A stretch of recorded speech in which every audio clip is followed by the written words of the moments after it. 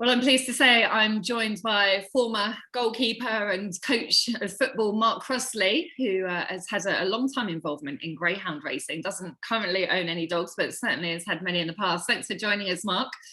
Yeah, no problem. You, first of all, how you got into greyhounds. I know it was a long time ago, but how did it all start? Yeah, I was playing for Nottingham Forest, and obviously we had a dog track close by at Colic.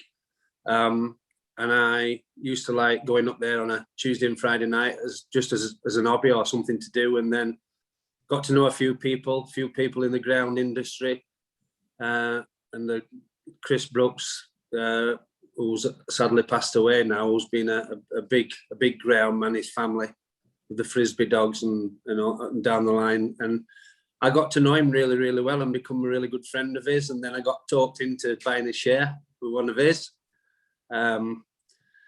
And then it just spiraled from there, really. I just started off with a grader, A9, A10 grader, and then went on to bigger and better things with a open race dogs, and really got interested in it. And I'd a little bit of success, not too much, but enjoyed my time in it. And one of the reasons I came out of it really is I had a really good dog, and I'd never experienced dogs with any injuries. And I had a dog called Ted's Joe.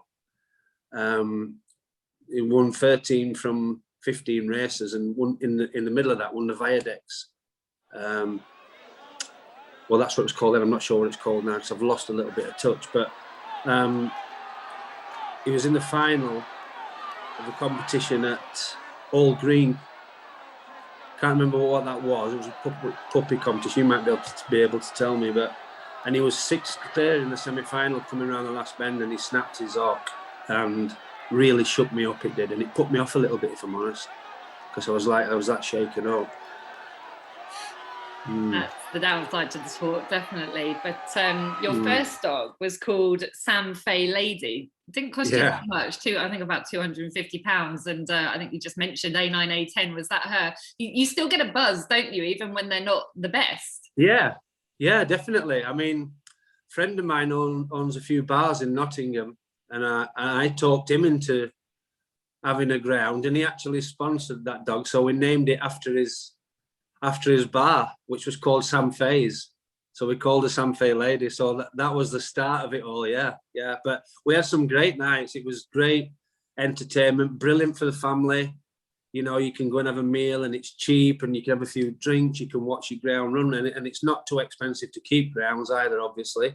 I had a share in a horse once with Stuart Pearce, and believe me, you could probably keep about 25 dogs for just one horse. You know what I mean? So, so it just spiraled from there. I got really into it, started reading about form and breeding and everything, and got to know a few people in the industry. I became really good friends with Ted Soppett because I moved up to Middlesbrough to play for Middlesbrough, and Ted trains up there. So it was handy to be able to just go around to his kennels and see the dogs and that on a daily basis, really. So yeah, I got proper into it.